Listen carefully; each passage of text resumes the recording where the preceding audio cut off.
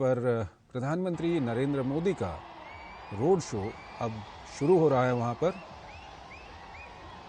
आप देख सकते हैं ये शुरुआत की जगह है। वहाँ पर काफ़ी संख्या में वहाँ पर लोग मौजूद हैं, प्रधानमंत्री का स्वागत कर रहे हैं और काफ़ी उत्साह वहाँ पर लोगों में दिखाई दे रहा है। बीजेपी के झंडे थामे हुए कई लोग वहाँ पर पहुँचे हुए हैं। तो ये सीधे दृश्य इस वक्त हम आपको दिखा रहे हैं हैदराबाद से, जहाँ पर प्रधानमंत्री नरेंद्र मोदी का रोड शो इस वक्त शुरू हो चुका है। प्रधानमंत्री आज दिन भर कई स्थानों पर वहाँ मौजूद रहे। प्रधानमंत्री ने तिरुमाला तिरुपति देवस्थानम में भगवान वेंकटेश्वर के दर्शन किए, वहाँ पर पूजा अर्चना की और इसके अलावा प्रधानमंत्री ने आज महबूबाबाद में एक रैली की, करीमनगर में भी उन्होंने रैली की और केसीआर पर कटाक्ष किए प्रधानमंत्री ने। वहाँ पर काफ़ी उन्हें अंधविश्वासी और फार्म हाउस मुख्यमंत्री करार दिया प्रधानमंत्री ने। साथ ही साथ उन्होंने कहा कि अगर विकास और सामाजिक न्याय के लिए वोट देना है तो सिर्फ भाजपा ही उस पर खरी उतरती है। प्रधानमंत्री ने इस दौरान पूर्व प्रधानमंत्री नरसिम्हा राव को भी याद किया और अब प्रधानमंत्री इस वक्त हैदराबाद में रोड शो कर रहे हैं। ये सीधी दृश्य हम आपको दिखा रहे हैं। हमारे संवाददाता, वरिष्ठ संवाददाता विनोद मिश्रा हमारे साथ जुड़ चुके हैं। अभी कुछ देर में हम उनसे बातचीत भी करेंगे। फिलहाल ये दृश्य हम आपको हैदराबाद से दिखा रहे हैं।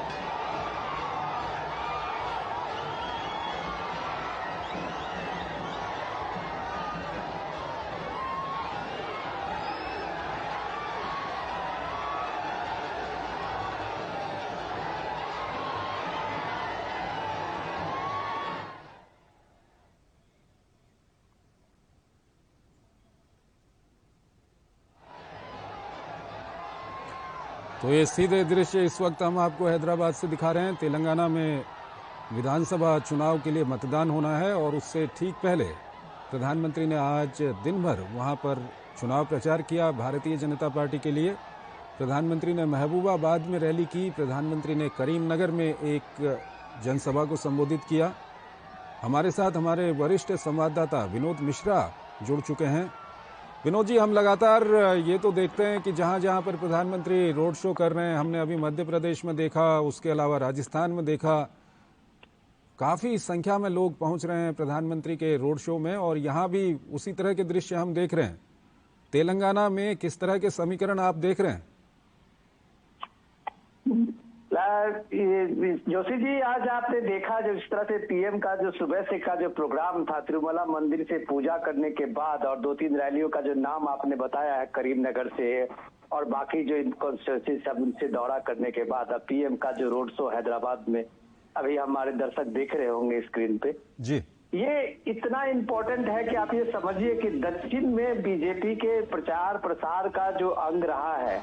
जो भी ये अभी आप देखिए पिछले 2019 के इलेक्शन में देखिए कि पीएम मोदी ने किस तरह से तेलंगाना के एक एक कॉन्स्टिट्यूंसी में जाके एक एक लोगों से उन्होंने जो संवाद बनाया था। तो बीजेपी का पहली बार तेलंगाना में आप सोच सकते हैं, ये पहली बार आप कह सकते हैं कि इतनी बड़ी कामयाबी बीजेपी को 4 लोकसभा में वहां बीजेपी के चुन के आए थे। और तेलंगाना के पिछले चुनाव का आप 2018 में भी देखें तो पीएम मोदी ने जम के वहां पे इतना चुनाव प्रचार प्रसार के साथ साथ एक स्टार प्रचारक की भूमिका में अपने कंस्टिट्यूंसी के अपने उम्मीदवार को जिताने में कितना कामयाब हो गए हुए, ये बात तो कहना है कि 4 सीटें उनको सिर्फ मिली। लेकिन इस बार को जो चुनाव है, ये चुनाव इसलिए इम्पोर्टेंट है कि आप दो बार के जो अब बीआरएस का जो आप देखिए, पार्टी का तेलंगाना राष्ट्रीय समिति जो अब बीआरएस हो गया है, उसके साथ में कांग्रेस का ये त्रिकोणीय मुकाबला है। इसलिए प्रधानमंत्री कहते हैं कि इस बार बीजेपी की सरकार यहाँ बननी है। तो जाहिर सी बात है, आप प्राइम मिनिस्टर की इस रोड शो में और प्राइम मिनिस्टर के डिफरेंट मोदी के जो अभी 2-3 दिनों से लगातार आप रैलियों का जो आप धुआंधार देख रहे हैं, तो ये कह सकते हैं कि पीएम ने लगभग हर कंस्टिट्यूएंसी को, हर इलाके को एक तरह से अपना जो उनका रोड मैप है डेवलपमेंट का, राष्ट्रीयता का, उन्होंने जो बताया, कितना इंपॉर्टेंट चीज अभी एक में बता रहे थे, एक रैली में बता रहे थे कि जब पत्रकार पूछते हैं किसी को कि तुम वोट किसको दिया, अगर वो कहता है कि राष्ट्र के सवाल पे वोट दिया है, तो डेफिनेटली बीजेपी को पड़ा है। तो ये कहते हैं, साथ में जो ये बताने की कोशिश करते हैं पीएम और लोगों के साथ में संबोधन में वो जोड़ते हैं कि आपके पास सामने में देश प्रथम होना चाहिए। लेकिन तेलंगाना में जो उन्होंने सीधे सीधे परिवारवाद पे हमला किया है, केसीआर के साथ में अब उनके बेटे की बात, उनकी पुश्तैनी जो एक तरह से जागीर बनती जा रही है, तो ये चीजें तो कम से कम प्राइम मिनिस्टर लोगों के साथ कम्युनिकेट कर रहे हैं। ये जो भीड़ का हुजूम आप देख रहे हैं हैदराबाद की सड़कों में, तो आप कह सकते हैं कि ये लोगों को देखने की ललक जो प्राइम मिनिस्टर का, चाहे वो राजस्थान के बीकानेर और जयपुर के रोड शो आप देखे होंगे, इससे पहले मध्य प्रदेश के रोड शो में आपने देखे होंगे, ये एक खूबी है कि प्राइम मिनिस्टर मोदी को जब कोई आप जननायक की भूमिका में देखते हैं और जननायक की तरफ उनको दिखते हैं, तो जनता के साथ उनका क्या जुड़ाव है, ये आप रोड शो देखिए कितने छतों पे जहां जहां से प्राइम मिनिस्टर का ये काफिला रोड शो का गुजरता है, अगल बगल का जितने बाल बच्चे हों, चाहे बूढ़े हों, बुजुर्ग हों, सबकी एक ललक होती है कि प्राइम मिनिस्टर को देखें, अपने सामने में देखें। और इस तरह से जो देखिए आपके सामने में ये दृश्य है, ये दृश्य जो है वो आप हिंदुस्तान में एक आज की तारीख में आप कल्पना कीजिए कि राष्ट्रीय नेतृत्व में एक राष्ट्रीय नेता को के रूप में किसी के पार्टी के सामने में ऐसा कोई नेतृत्व सामने में है। इसलिए जो पीएम मोदी का रोड शो होता है वो एक रिफ्लेक्शन होता है उनकी एक लोकप्रियता का। जब बीजेपी ने दावा किया था, याद है आपने की थी गुजरात में, जो 50 किलोमीटर का वो ऐतिहासिक रोड शो था, याद होगा आपको जोशी जी, चंद्रशेखर, कि वो 50 किलोमीटर का रोड शो, 4 घंटे के रोड शो में चारों बगल आपने देखा कि लोग किस तरह से हुजूम के साथ में 50 किलोमीटर तक में लाइन लगाए हुए खड़े थे। पीएम का रोड काफिला वो जब तक चला, यही सिलसिला आप यहाँ हैदराबाद में भी देख रहे हैं। लोगों का जो ये भीड़ है, ये जो भीड़ है, ये उत्सुकता है, लोगों में जो एक ललक है प्राइम मिनिस्टर को देखने का, ये कम से कम अभी एक नेशनल लीडर के रूप में आप कह सकते हैं ये प्राइम मिनिस्टर मोदी की सबसे बड़ी पूंजी है। और इसी पूंजी को लेकर जब प्राइम मिनिस्टर मोदी एक फेस बनते हैं, चाहे वो राजस्थान में फेस बने हो, चाहे वो मध्य प्रदेश में फेस बने हो, और आज तेलंगाना में भी वहां अगर बीजेपी का अगर कोई फेस है, चेहरा है, तो खुद प्राइम मिनिस्टर मोदी है। तो इसके पीछे सबसे बड़ी यही इस भीड़ की यही कामयाबी है। इसी रोड शो में जो लोगों की ललक है, इसी लोगों की जो उत्सुकता है, यही प्राइम मिनिस्टर को हर जगह एक फेस बनाता है, एक चेहरा बनाता है बीजेपी का। बिल्कुल विनोद जी, प्रधानमंत्री की लोकप्रियता और लोगों में उनके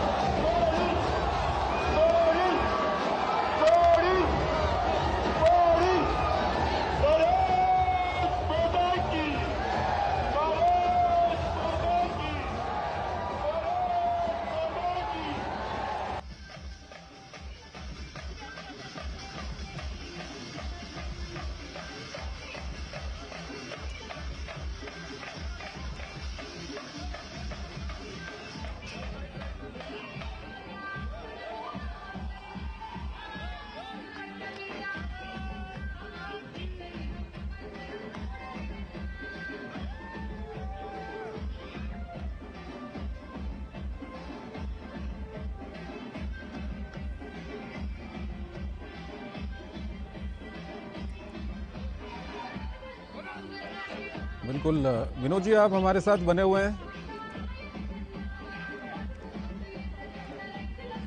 तो ये सीधे दृश्य आप देख रहे हैं इस वक्त हैदराबाद से, जहां पर प्रधानमंत्री नरेंद्र मोदी का इस वक्त रोड शो चल रहा है और तेलंगाना में विधानसभा चुनाव के लिए मतदान होना है और मतदान से ठीक पहले वहां पर प्रधानमंत्री का ये रोड शो है, जिसमें भारी संख्या में वहां पर लोग पहुंचे हुए हैं, प्रधानमंत्री का स्वागत कर रहे हैं और लोगों में भी काफ़ी उत्साह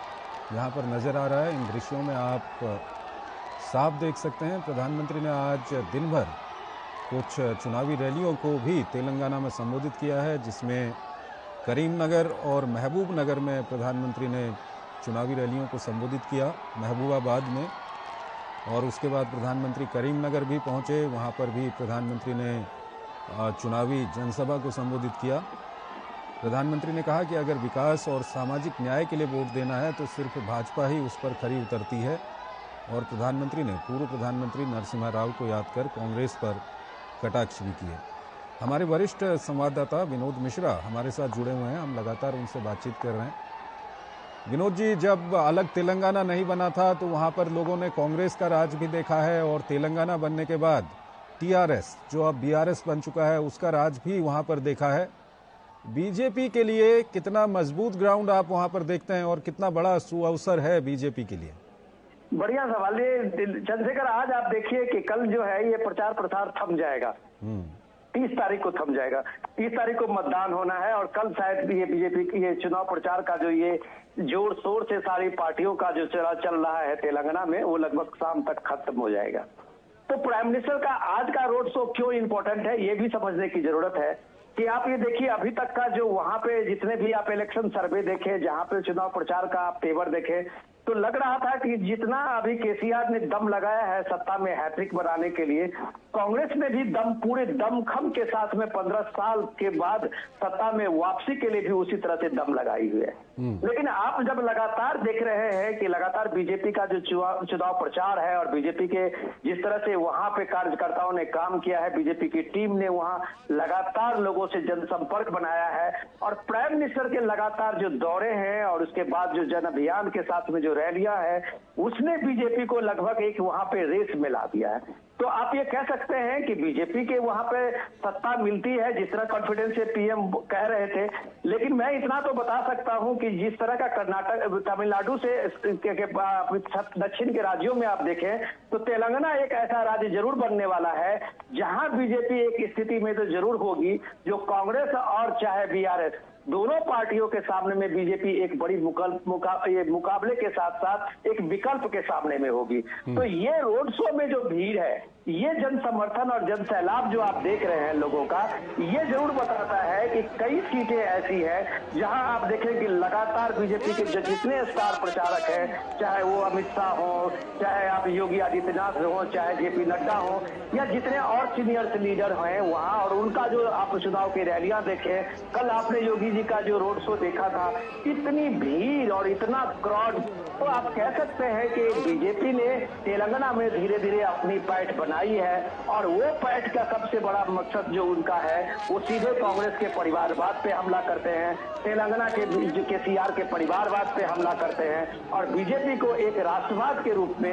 एक राष्ट्र प्रथम के रूप में जो अपना एजेंडा सामने में रखते हैं। तो लगता है ऐसा कि बीजेपी ने अपने राष्ट्रवाद की जो छवि है और नेशनल लेवल पर पीएम का जो अपना फ्लैगशिप स्कीम है, जितना उन्होंने लोगों में पहुंचाया है, दूर दराज इलाकों में एक एक लोगों के बीच में उनका वो रिपोर्ट कार्ड है जिसको अपने रखने जा रहे हैं, हर सभाओं में रखते हैं। अब ये भी कम से कम हमारे सामने में इस दौर का ये सबसे अजीब की चीज आपको देख रहा होगा कि एक प्राइम मिनिस्टर सीधे सीधे लोगों से अपने सारे कामों की और उसकी उपलब्धि बताते हैं। तो जाहिर सी बात है कि ये रिपोर्ट कार्ड रखकर ही प्राइम मिनिस्टर उस चीज को मोदी अपने इलाके, जिस इलाके में जाते हैं और वहां वो डेवलपमेंट की बात करते हैं, शायद ये डेवलपमेंट की बात इस दौर में अब दूसरी पार्टियों की तरफ से नहीं हो रही है। जैसे कि अभी जब यहाँ देख रहे हैं, वैसे सभी पार्टियों ने अपने अपनी तरह से एक फ्रीबी का एक लंबा लंबा लिस्ट निकाला है। तेलंगाना में आप देखिए केसीआर इसी के लिए जाने जाते हैं कि समाज कल्याण में उनकी एक बड़ी भूमिका है, और वही उनको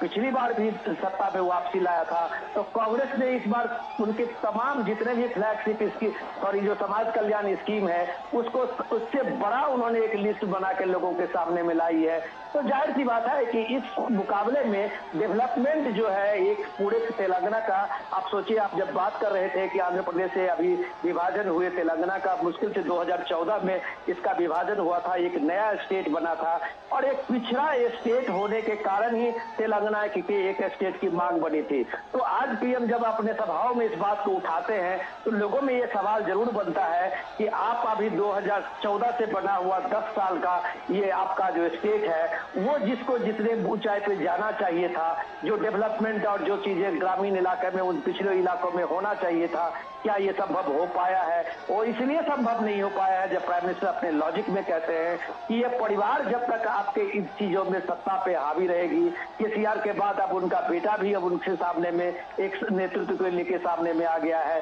तो वो ये बात लोगों को कन्विंस करने की कोशिश करते हैं कि आपके सामने में एजेंडा डेवलपमेंट का होना चाहिए, एक राज्य का होना चाहिए, एक देश का होना चाहिए। परिवार के रूप में आप जब कभी भी सामने लाएंगे तो आपका जो विकास है, आपका जो डेवलपमेंट है, वो रुकेगा। और ये सिर्फ फ्रीबी के नाम से अगर ये चुनाव होते हैं तो आप कह सकते हैं कि केसीआर के अपने खजाने में, अपने पॉकेट में अभी बहुत कुछ ऐसे घोषणाएं के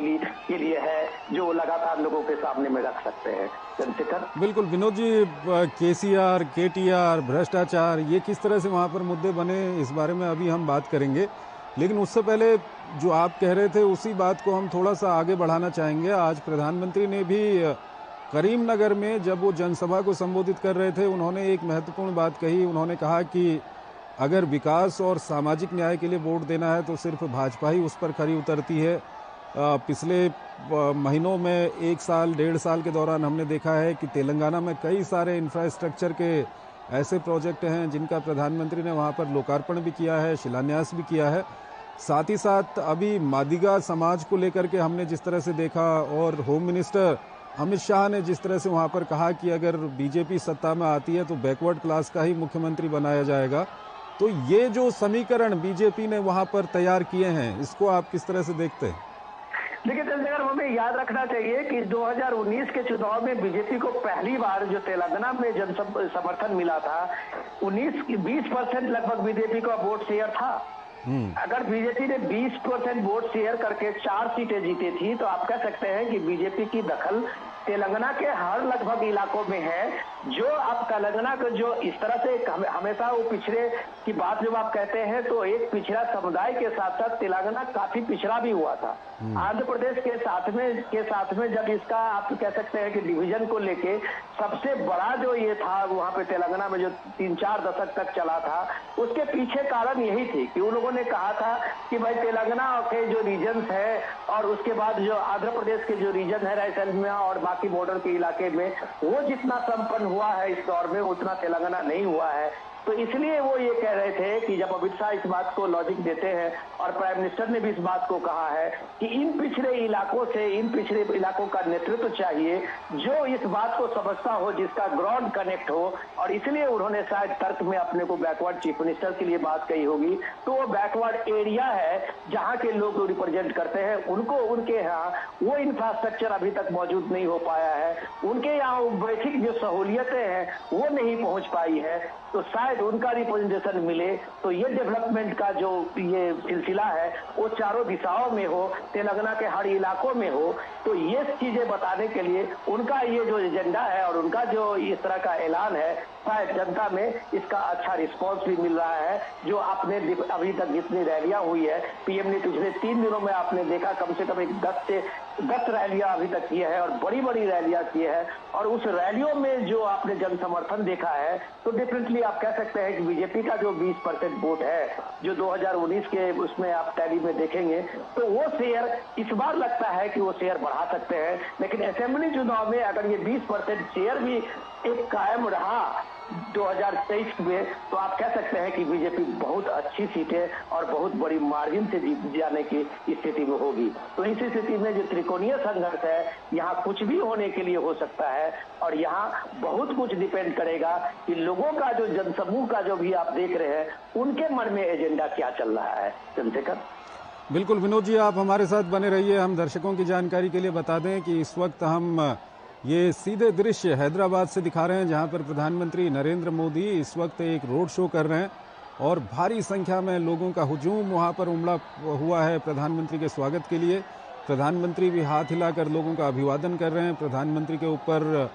लोग वहां पर पुष्प वर्षा भी कर रहे हैं और इससे पहले प्रधानमंत्री ने आज महबूबाबाद और करीमनगर में जनसभा को भी संबोधित किया। साथ ही साथ आज प्रधानमंत्री तिरुपति जो मंदिर है, तिरुमाला तिरुपति देवस्थानम में, वहां पर उन्होंने भगवान वेंकटेश्वर के दर्शन किए। वैदिक विधि और परंपरागत रूप से वहां पर पूजा अर्चना भी प्रधानमंत्री के द्वारा की गई और उसके बाद अब प्रधानमंत्री इस वक्त हैदराबाद में ये रोड शो कर रहे हैं। काफ़ी संख्या में वहां पर लोग मौजूद हैं, प्रधानमंत्री का स्वागत कर रहे हैं। प्रधानमंत्री भी हाथ हिलाकर लोगों का अभिवादन स्वीकार कर रहे हैं। हमारे वरिष्ठ संवाददाता विनोद मिश्रा हमारे साथ जुड़े हुए हैं। विनोद जी, संघर्ष एक तरह से त्रिकोणीय है, कांग्रेस है और उसके अलावा टीआरएस जो अब बीआरएस हो चुकी है वो है, भारतीय जनता पार्टी है। इस सब के बीच जो तेलंगाना में पिछले लंबे समय से जिन मुद्दों को हम देख रहे हैं वो भ्रष्टाचार के मुद्दे हैं, परिवारवाद के मुद्दे हैं, पेपर लीक के मुद्दे हैं। ये सब मुद्दे जनता के सामने कितने वहां पर असरकारी मुद्दे हैं जिनको भाजपा बार बार उठा भी रही है। बिल्कुल आप कह सकते हैं। बिल्कुल सबसे बड़ी ट्रेजेडी तो ये है कि सारी पार्टियां, जैसे आप कह सकते हैं कि कांग्रेस ने जिस मुद्दे को जोर शोर से उठाया है कि अगर तेलंगाना में किसानों को लेके जो सबसे बड़ा उनका स्कीम है केसीआर का, अगर इसके बावजूद भी तेलंगाना में 8,000 का लगभग वो डाटा देते हैं कि इतने दिनों में इतने किसानों ने आत्महत्याएं की है, तो अगर किसानों की आत्महत्याएं तेलंगाना में हो रही है तो इसका मतलब सीधा सीधी कैसे कहा जा सकता है कि जो पैसा एक लाभार्थी को जाना चाहिए था, हितधारक को जाना चाहिए था एक्चुअल, वो नहीं जा रहा है। तो इसका मतलब है कि किसान को जिस बात को लेके आज भी आपने देखे कि चुनाव आयोग ने आज जो पैसा वो रिलीज करने वाले थे उनको बैन किया था। तो आप जब हर चीज को इलेक्शन से जोड़ेंगे जिसमें समाज कल्याण में आपकी भूमिका जो सही मायने में हितधारक हो सकते हैं, सही मायने में जो लाभार्थी हो सकते हैं, वहां अगर पहुंचाने के बजाय आप अगर सिर्फ इसको इलेक्शन एजेंडा बनाएंगे तो डेफिनेटली आप पे इस तरह के चार्ज आएंगे। जो चार्ज तेलंगाना में दलित बंधु योजना के रूप में लगा हो या किसानों के आत्महत्या के रूप में लगा हो, पेपर लीक के मामले में लगा हो, कई बार तो पार्टी महालक्ष्मी योजना उनका बैंक खातों में जो जमा होता था पैसा, उस पे कई योजनाओं पे कांग्रेस का भी टारगेट है, बीजेपी भी टारगेट है। तो ये इस तरह की चीजें को देखते देखते जब हम देखते हैं कि अब आप आम आदमी पार्टी की सरकार का दिल्ली में जब आप देखते हैं कि यहाँ पे शराब घोटाला है, तो वहां भी ये जो साउथ कैंप है उसमें कैसे ये पैसा और किस तरह का डील पहुंचता है। तो इस तरह के बहुत सारे आरोप है। ये आरोप है, मैं इसलिए बार बार कहता हूं ये आरोप है और ये आरोप इसलिए भी लगते रहते हैं जब आप इन चीजों को फेयरली जनता के सामने में काम करते हुए नहीं दिखते हैं या जिसको जिन लोगों के पास में पहुंचना चाहिए था वो ट्रांसलेट नहीं हुआ है, तो इस तरह के आरोप लगते हैं। जब आप इन तरह के इंश्योर करते हैं, इसी तरह के फ्लैगशिप स्कीम अगर मोदी सरकार में है और ये 13-14 स्कीम में आप देखिए कि जो पैसा लोगों में जाना है अगर एक्चुअल उसके खाते में पहुंचता है, 12 करोड़ शौचालय बनने हैं तो 12 करोड़ शौचालय बने हैं। तो ये इस तरह की चीजें जैसे उज्ज्वला स्कीम देखिए या जितने भी स्कीम है, अगर वो स्कीम सीधे सीधे हितधारक जो है, जो लाभार्थी एक्चुअल है, उनके पास जाता है तो शायद करप्शन की ऐसी कोई चीजें खबर और इस तरह की बड़े एजेंडे शायद किसी विपक्ष की पार्टियों में नहीं है जो प्राइम मिनिस्टर के इतने फ्लैगशिप स्कीम के बारे में कुछ आरोप लेके आए और कुछ लेके आए। लेकिन जब ये तेलंगाना में आप देखते हैं इस तरह की चीजें आरोप लगती है या आरोप लगाए जाते हैं। थोड़ी देर आपको रोकना चाहेंगे, आप हमारे साथ बने रहिएगा क्योंकि हमारे साथ हमारे संवाददाता उर्मिलेश भट्ट भी हमारे साथ जुड़ चुके हैं। वो वहाँ पर ग्राउंड जीरो में वहाँ पर मौजूद हैं। उर्मिलेश, हम दृश्यों में देख रहे हैं कि काफ़ी उत्साह वहाँ पर लोगों में दिखाई दे रहा है। आप जहाँ पर मौजूद हैं, क्या कुछ लोगों की प्रतिक्रियाएं हैं, किस तरह का उत्साह है? जी चंद्रशेखर, बिल्कुल जो प्रधानमंत्री का काफिला आप देख रहे हैं धीरे धीरे आगे बढ़ रहा है, तो सड़क पे जो दोनों तरफ आप देख सकते हैं, जैसे कि हमारे विजुअल आप जो दिखा रहे हैं दर्शकों को, जो सड़क के दोनों तरफ जो है यहाँ पर जबरदस्त भीड़ उतरी है, सड़क पर है। और कई वो जो है प्रधानमंत्री का स्वागत कर रहे हैं, प्रधानमंत्री भी हाथ हिलाते हुए जनता का अभिवादन कर रहे हैं। प्रधानमंत्री के साथ खुद यहाँ के जो प्रदेश अध्यक्ष और केंद्रीय मंत्री जी किशन रेड्डी है वो साथ में है, और धीरे धीरे काफिला आगे बढ़ रहा है। सड़क के दोनों तरफ जो है चंद्रशेखर यहाँ पे जबरदस्त भीड़ उमड़ी है। एक एक प्रधानमंत्री की एक झलक पाने के लिए कहीं ना कहीं लोगों में जोश है, उत्साह है, और लोग कहीं ना कहीं प्रधानमंत्री की एक झलक देखना चाहते हैं। जैसा कि चंद्रशेखर आप भी जानते हैं कि इस समय तेलंगाना में चुनाव होने जा रहा है, और इस चुनाव में प्रधानमंत्री ने जिस तरीके से जनसभाएं की है, उन जनसभाओं में भी जो भीड़ उमड़ी है वो दिखाता है कहीं ना कहीं कि दक्षिण भारत में जिस तरीके से भारतीय जनता पार्टी ने जो पैठ बनाई है, जैसे कि हमारे जो सहयोगी है विनोद मिश्रा वो भी कह रहे थे कि पिछली बार जो विधानसभा चुनाव था उसमें 6% वोट था, लेकिन लोकसभा चुनाव में आते आते वो वोट जो है कन्वर्ट हुआ 20% में, और इस बार जो है कहीं ना कहीं भारतीय जनता पार्टी उसको जो है एक बड़े मार्जिन देने के चक्कर में है। और ये कह सकते हैं कि इस समय जो यहाँ पर त्रिकोणीय मुकाबला हुआ है तो कहीं ना कहीं इस बात को दर्शाता है कि भारतीय जनता पार्टी ने तेलंगाना में एक मजबूत पैठ बनाई है। और ये जो है जो भीड़ जो सड़क के दोनों तरफ है, ये भीड़ जो है दर्शकों को दिखाती है, ये भीड़ जो है गवाह है कि कहीं ना कहीं भारतीय जनता पार्टी जो है इस समय इस त्रिकोणीय मुकाबले में आ रही है। प्रधानमंत्री लगातार यहाँ पर जो है अपने जनसभाएं कर रहे हैं, प्रधानमंत्री लगातार जो है यहाँ पर अपने रोड शो, जैसे कि आप देख रहे हैं कि एक लंबा रोड शो ये चल रहा है। दोनों तरफ लोगों में जो है जो उत्साह है, जो जुनून है प्रधानमंत्री की एक झलक देखने के लिए चंद्रशेखर, तो कहीं ना कहीं काबिले तारीफ है। हम यहाँ पर देख रहे थे कि जनता के बीच में तमाम जो मुद्दे हैं, जनता के बीच में तमाम जो यहाँ पर जो है जो ये कह सकते हैं कि जनता में जो उत्साह है भारतीय जनता पार्टी का, प्रधानमंत्री ने यहाँ पे इससे पहले कई रैलियां की है चंद्रशेखर, और उन रैलियों में हम हमारे साथ साथ जो है हमारे दर्शक भी गवा रहे हैं हमारे चैनल के माध्यम से भीड़ उतरी है। इस भीड़ से कह सकते हैं कि कहीं ना कहीं तेलंगाना में इस समय भारतीय जनता पार्टी एक टक्कर देने के मूड में है, और टक्कर जो कहा जा रहा था पहले कि साउथ में जो है भारतीय जनता पार्टी का जो है जनाधार कम है, लेकिन ये भीड़ बताती है कि कहीं ना कहीं ये जनाधार यहाँ पर भारतीय जनता पार्टी का बड़ा है, और इससे कह सकते हैं कि इस समय यहाँ पर जो मुकाबला है तो त्रिकोणीय मुकाबला है चंद्रशेखर। उर्मिलेश, आप काफी दिनों से वहां पर मौजूद हैं, आपने कई लोगों से वहां पर बातचीत की होगी। भारतीय जनता पार्टी का जिस तरह से आधार वहां पर बढ़ रहा है, इसके पीछे क्या कुछ कारण आप देखते हैं? किस तरह के मुद्दे वहां पर निकलकर सामने आते हैं? क्योंकि वहां पर केसीआर की सरकार रही हुई है लंबे समय से, लोग क्या कुछ कहते हैं?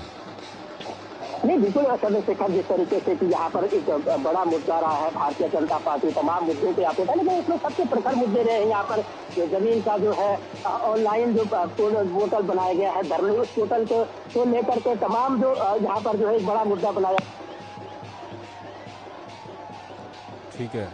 उर्मिलेश, मेरी आवाज आ रही है आप तक? ठीक है, दरअसल उर्मिलेश वहां पर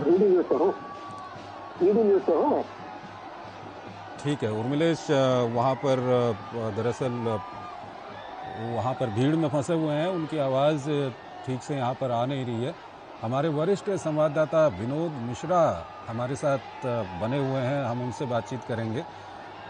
विनोद जी, मेरी आवाज़ आ रही है आप तक? हेलो जी विनोद जी, आवाज़ आ रही है मेरी? आ रही है। विनोद जी, ये बताइए, अगर हम टीआरएस जो अब बीआरएस हो गई है उसकी अगर हम बात करें तो ये पार्टी कहीं ना कहीं जो अलग तेलंगाना राज्य बनाने का जो एक लंबे समय तक आंदोलन चला, उस आंदोलन से ये पार्टी निकली हुई है, लेकिन हाल के दिनों में इस पार्टी के ऊपर और इसके नेताओं के ऊपर परिवारवाद के साथ साथ तमाम तरह के आरोप लगते रहे। कैसे ये पार्टी अपना ग्राउंड वहां पर खोती रही, इस बारे में कुछ हमारे दर्शकों को बताएंगे? चंद्रशेखर, मैं आपके सवाल का जवाब दूं उससे पहले मैं एक चीज जोड़ना चाह रहा था, जो मैं पिछली बात कर रहा था आपसे उसी कंटिन्यूटी में, कि ये हैदराबाद की जो आप ये रैली देख रहे हैं, जो ये जोश देख रहे हैं लोगों को, ये कोई अनहोनी नहीं है या कोई अचंभित करने वाला ऐसा नहीं है कि हैदराबाद में ये बीजेपी का इतना बड़ा सपोर्ट उभर के आया है। आपको याद होगा 2020 में जो हैदराबाद म्युनिसिपल इलेक्शन का हुआ था, आपने देखा होगा वो इलेक्शन एक सबसे बड़ा तेलंगाना के पॉलिटिक्स का एक नया रास्ता दिखाया था। उस म्युनिसिपल इलेक्शन में आप ये देखिए कि ओबीसी के आईएम की पार्टी को मात देके बीजेपी ने 48 सीटें जीती थी, 48 सीट। आप कह सकते हैं कि जो उस समय में आईएम का जो ओबीसी की पार्टी है उसको 44 सीटें मिली थी और भाजपा को उस समय में बीजेपी को हैदराबाद में उसी गढ़ में वहां 48 सीटें मिली थी। तो आप कह सकते हैं कि बीजेपी का ये जो आप हैदराबाद की आप रैली देख रहे हैं और ये जो सपोर्ट देख रहे हैं, उसके पीछे में हैदराबाद में कार्यकर्ताओं ने अपना एक बेस बनाया था। जिस तरह से जो बयान अक्सर आप देखते रहते हैं ओबीसी फैमिली की और उनके परिवारों की जो पॉलिटिक्स है, उससे अलग हटके बीजेपी ने एक राष्ट्रवादी पॉलिटिक्स की बात शुरू की वहां पे। और उस पॉलिटिक्स का आप ये देखिए नतीजा ये था कि 2020 में उस म्युनिसिपल काउंसिल के इलेक्शन में हैदराबाद में बीजेपी ने चुनाव जीतकर ये बताया था कि लोकल बॉडी से लेके एमपी तक के चुनाव में बीजेपी की अच्छी पकड़ तेलंगाना में हो गई है। और ये जब आप इस रोड शो में इस तरह की भीड़ देखते हैं तो आज आप कह सकते हैं कि वहां किसी भी धर्म के और पोलराइजेशन की बात तो अलग, यहाँ सीधे सीधे बात यह है कि बीजेपी खास करके पीएम मोदी लोगों को एक डेवलपमेंट का एक सबसे बड़ा मसीहा के रूप में सामने आते हैं। और कोई भी शहर का जो डेवलपमेंट इस 9 सालों में हुआ है तो जाहिर सी बात है कि लोगों में एक भरोसा जगा है, चाहे वो मेट्रो की बात हो, कनेक्टिविटी की बात हो, एनएच की बात हो, ये सारी चीजें ने जो सहूलियतें बनाई है। तो हैदराबाद में म्युनिसिपल काउंसिल के इलेक्शन में अगर बीजेपी 48 सीट जीतती है तो आप कह सकते हैं कि शहरी इलाकों में बीजेपी की पैठ दक्षिण के राज्यों में भी एक मजबूत स्थिति में बनती जा रही है। और इसका जीता जाता उदाहरण आपको पीएम की इस रोड शो में मिल रहा है। चंद्रशेखर बिल्कुल विनोद जी, उसके अलावा हम बात कर रहे थे कि किस तरह से जो टीआरएस जो अब बीआरएस बन चुकी है, ये अलग तेलंगाना राज्य का जो आंदोलन चला था उससे निकली हुई ये पार्टी है, लेकिन हाल के वर्षों में लगातार अपना जनाधार खोती जा रही है। इसके पीछे क्या कुछ कारण है? इसके लिए आपको मैं थोड़ा सा 1 मिनट और थोड़ा बैकग्राउंड में बताऊंगा कि आपने पिछले साल देखा होगा कि केसीआर ने जो बीआरएस बनाया था तो वो थर्ड फ्रंट बनाने के लिए सबसे पहला जो अगर किसी ने शुरू किया था पहल, तो वो पहल थी, उस पहल में केसीआर सबसे पहले थे। आप देख रहे थे कि सारे चीफ मिनिस्टर से मिल रहे थे और वो बता रहे थे कि प्राइम मिनिस्टर मोदी के मुकाबले में वही सिर्फ एक नेतृत्व है दे सकते हैं और उसके लिए थर्ड फ्रंट के नाम से सारे जो अपोजिशन के चीफ मिनिस्टर थे उनसे मिलना शुरू हुआ था, किया था। उसके बाद आप देखेंगे कि फिर ममता बनर्जी ने भी एक पहल वहां से पश्चिम बंगाल से शुरू की और उसके बाद उन्होंने भी चीफ मिनिस्टर का दौरा शुरू किया था। लेकिन दोनों दलों के जो पॉलिटिक्स को आप समझेंगे तो दोनों दल जो है एक तरह से हैंड ओवर दे रहे हैं।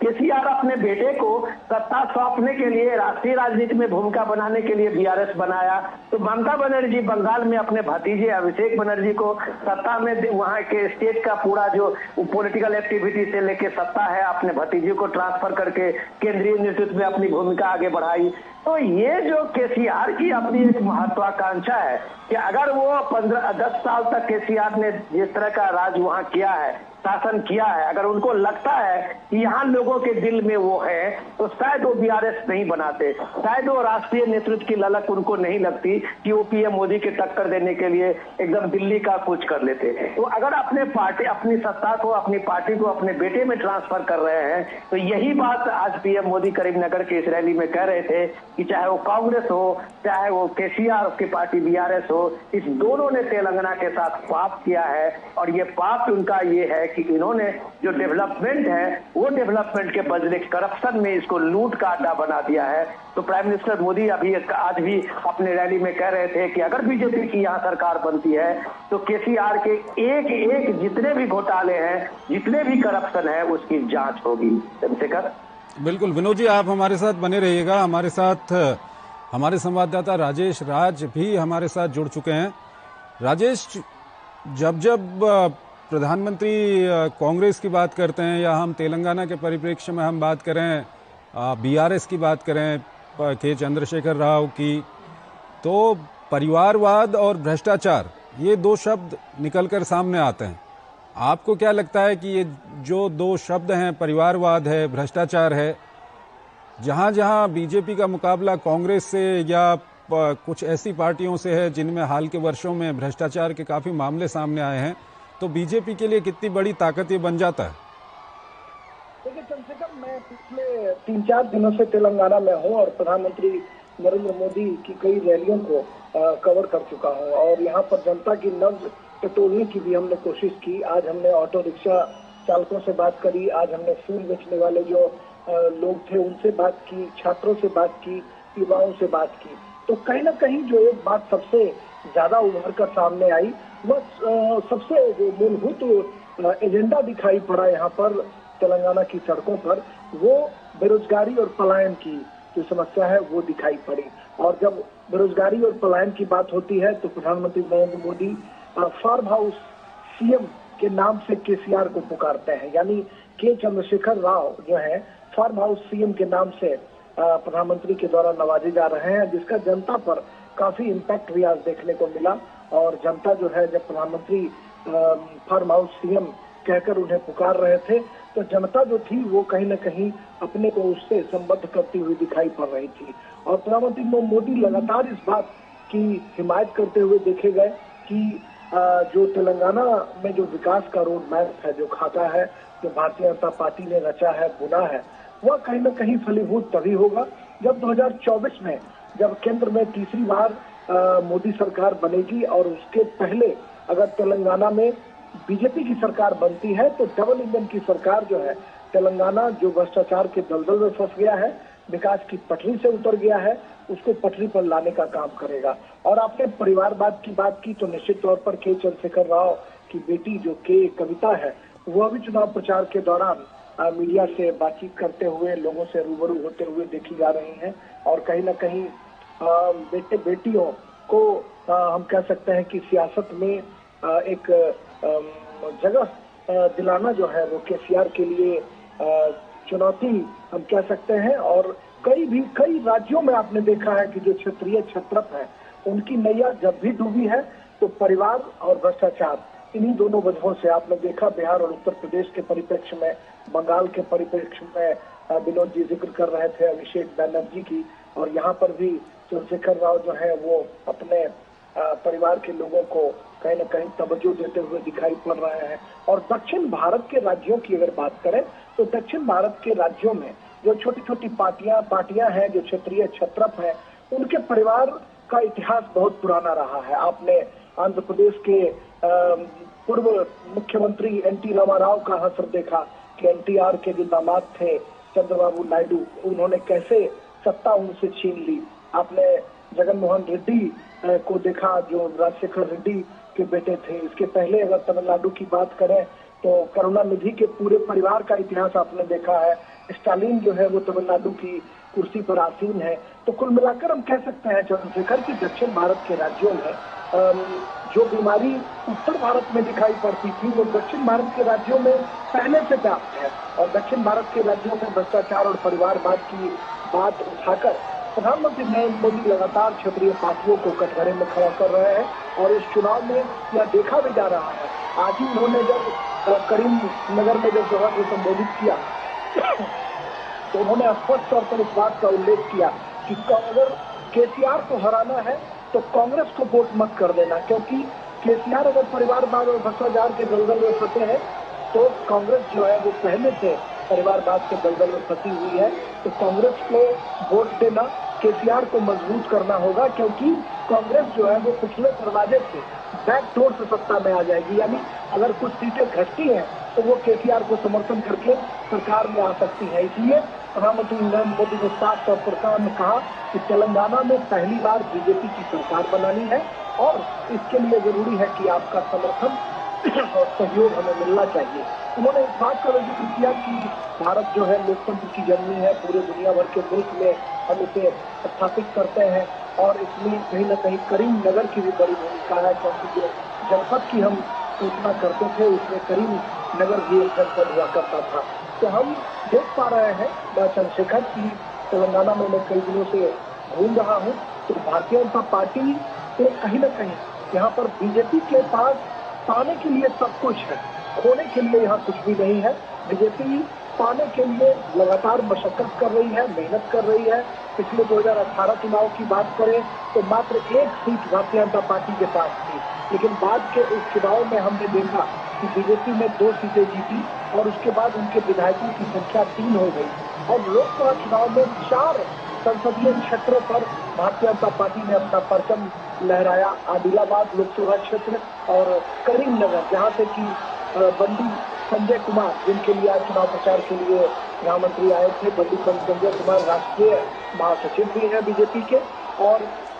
वो करीमनगर से लोकसभा के सांसद भी हैं और 3-4 सांसद जो है लोकसभा के हैं और एक राज्यसभा के सांसद है डॉक्टर के लक्ष्मण, जो अभी प्रधानमंत्री का रोड शो चल रहा है उसमें वो दाहिनी तरफ दिखाई पड़ रहा है और बाईं तरफ जो है जी किशन रेड्डी है। बीच में प्रधानमंत्री नरेंद्र मोदी स्वयं मौजूद है और लंबा काफिला सड़कों पर देख सकते हैं। दोनों तरफ फूलों की बौछार जो है की जा रही है, फूल बरसाए जा रहे हैं और प्रधानमंत्री नरेंद्र मोदी का जोरदार अभिनंदन और स्वागत किया जा रहा है। डॉक्टर के लक्ष्मण ओबीसी समाज से आते हैं। भारतीय जनता पार्टी ओबीसी मोर्चा के वो राष्ट्रीय अध्यक्ष हैं और बीजेपी पार्लियामेंट्री बोर्ड, जो बीजेपी की सबसे बड़ी मेकिंग बॉडी हम कह सकते हैं, जो नीति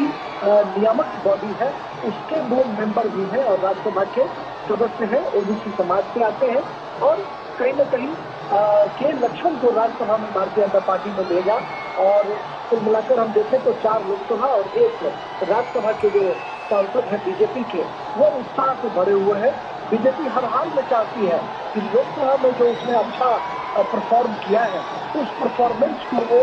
विधानसभा में कंटिन्यू रखे और इसीलिए शायद यही वजह है कि अपने बंडी संजय कुमार जैसे कद्दावर जो उसके नेता है उनको उन्होंने विधानसभा चुनाव के मैदान में भी उतारा है ताकि उनकी सीटों की संख्या भी बढ़े और पार्टी जो है वो ग्रास रूट पर और भी मजबूत हो सके। तो इस तरह से भारतीय जनता पार्टी का जो विधायक पार जो उनका कमल कर्नाटका में खिला था, बेंगलौर में खिला था, उसके बाद पार्टी के पास सबसे बड़ी चुनौती थी कि दक्षिण के अन्य राज्यों में कैसे पैर पसारा जाए। उस कड़ी में कहीं न कहीं तेलंगाना में बड़ी कामयाबी भारतीय जनता पार्टी को लोकसभा चुनाव में मिली थी, जब 4 लोकसभा क्षेत्रों में वो कामयाब हो पाई थी। तो ऐसे में बीजेपी अपने प्रदर्शन को हर हाल में दोहराना चाहती है। बीजेपी सत्ता में आना चाहती है ताकि संपूर्ण जो दक्षिण भारत की सियासत जो क्षेत्रीय क्षेत्रकों के हाथों में घूम फिर कर आ रही है उसको रोकने में कामयाबी भी मिले और राष्ट्रीय राजनीति से दक्षिण भारत को एक अरसे बाद जोड़ा जा सके, क्योंकि कांग्रेस जो है वो लगभग हम कह सकते हैं कि कर्नाटका में कांग्रेस की भले ही सरकार बन गई हो, लेकिन आप उन्हें आंध्र प्रदेश में देखा, तमिलनाडु में देखा या फिर तेलंगाना में आप देख पा रहे हैं कि कांग्रेस जो है वो दिनों दिन कमजोर होती चली गई। कर्नाटका में भी कांग्रेस का हाथ आपने पहले भी देखा कि कई टुकड़ों में, कई गुटों में कांग्रेस जो है वो बटी हुई थी। तो कांग्रेस के पास कहीं न कहीं बड़ी चुनौती है अपनी खोई हुई जमीन को वापस लाना, लेकिन भारतीय जनता पार्टी जो लोकसभा चुनाव में जो उनको सफलता मिली है उसको कहीं न कहीं वो मेंटेन करने के लिए लगातार प्रयास कर रहे हैं और प्रधानमंत्री नरेंद्र मोदी की रैलियों का आलम हम कह सकते हैं कि कई मर्तबा ऐसा देखा जाता है कि जहाँ बीजेपी थोड़ी घटती बढ़ती दिखाई पड़ती है, पीएम मोदी के रोड शो और पीएम मोदी की जो रैलियां हैं वो कहीं न कहीं भारतीय जनता पार्टी को एक मुकाम तक पहुंचाते हैं। जनता में उसका इम्पैक्ट भी होता है और आज भी हमने देखा कि पीएम मोदी ने किस तरीके से जनता के साथ अपने को एसोसिएट किया, छोटी छोटी चीजों का जिक्र कर वो जनता से अपने को जोड़ते हैं। कल हमने देखा निर्मल की एक सभा में भारत माता का एक जो है भारत माता के निवास में एक बच्ची पहुंची थी, झंडे हिलाकर पीएम मोदी का अभिवादन कर रही थी। पीएम मोदी ने जमकर उसकी सराहना की। मंच से वो नीचे जहाँ पर डीडी न्यूज का कैमरा लगा हुआ था वहीं पर वो बच्ची खड़ी थी और पीएम मोदी की नजर दूर उस बच्ची पर पड़ती है। बच्ची का हौसला बढ़ाते हैं और युवाओं से प्रेरणा लेने के लिए कहते हैं। आज भी उन्होंने कहा कि हमारा एक काम करोगे, जो लोगों ने कहा कि बिल्कुल करेंगे। कहा कि आप घर घर जाओगे और लोगों से कहोगे कि मोदी जी ने आपको नमस्कार कहा है, हमारे परिवारजनों से मिलोगे। और क्राउड का रिस्पॉन्स जो था चंद्रशेखर, वो क्राउड का रिस्पॉन्स अच्छा खासा देखने को मिल रहा था जब पीएम मोदी अपने लय में होते हैं और वो जब बात करते हैं लोगों के साथ, जनता के साथ सीधा संवाद करते हैं तो उसकी कहीं न कहीं एक वानगी स्पष्ट तौर पर देखने को मिलती है। आप विजुअल्स में देख पा रहे होंगे कि प्रधानमंत्री नरेंद्र मोदी किस तरीके से चारों दिशाओं में जो लोग खड़े हैं उन लोगों को हाथ जोड़कर उनका अभिनंदन कर रहे हैं, उनका अभिवादन स्वीकार कर रहे हैं। और ये देखा जा रहा है कि पीएम मोदी ठीक है। राजेश आप जगह जगह घूम रहे हैं तेलंगाना में, और जिस तरह से आपने कहा कि जो बड़ा मुद्दा लोगों से बातचीत कर निकल के आ रहा है वो बेरोजगारी का मुद्दा निकल के आ रहा है, साथ ही साथ पलायन का मुद्दा वहां पर निकल के आ रहा है। तो इस सब के बीच पिछले कुछ सालों में जो वहां पर जितने भी रिक्रूटमेंट के लिए जो प्रोसेस चली थी उन प्रोसेसेस में कई तरह के भ्रष्टाचार वहां पर सामने आए हैं। ये सब जो भ्रष्टाचार का मामला है वो क्या कहते हैं लोग उस बारे में? देखिए, भ्रष्टाचार की बात अगर करें तो कहीं ना कहीं आज जब मैंने ऑटो वाले लोगों के साथ बातचीत की, उनके साथ सवारी भी की, तो उन्होंने साफ तौर पर कहा कि हमारे दुख दर्द में वो शामिल नहीं हो पाते हैं। 12,000 रुपये आंध्र प्रदेश की सरकार ऑटो रिक्शा चालकों को देती है, लेकिन तेलंगाना सरकार नहीं देती है। तो ऑटो रिक्शा ड्राइवरों की ये मांग थी कि 12,000 रुपये उन्हें मिलने चाहिए। और आप विजुअल्स में देख पा रहे होंगे चंद्रशेखर प्रधानमंत्री नरेंद्र मोदी अपने रोड शो के आखिरी पड़ाव में दिखाई पड़ रहे हैं। उन्होंने वीर सावरकर को यहाँ पर श्रद्धांजलि अर्पित की, उनके जो मूर्ति थी, उनके जो स्मारक थे वहाँ पर उन्होंने श्रद्धा सुमन उन्हें अर्पित किया। और अब तेलंगाना के जो भारतीय जनता पार्टी के जो वरिष्ठ नेतागण हैं उनसे वो मुलाकात कर रहे हैं।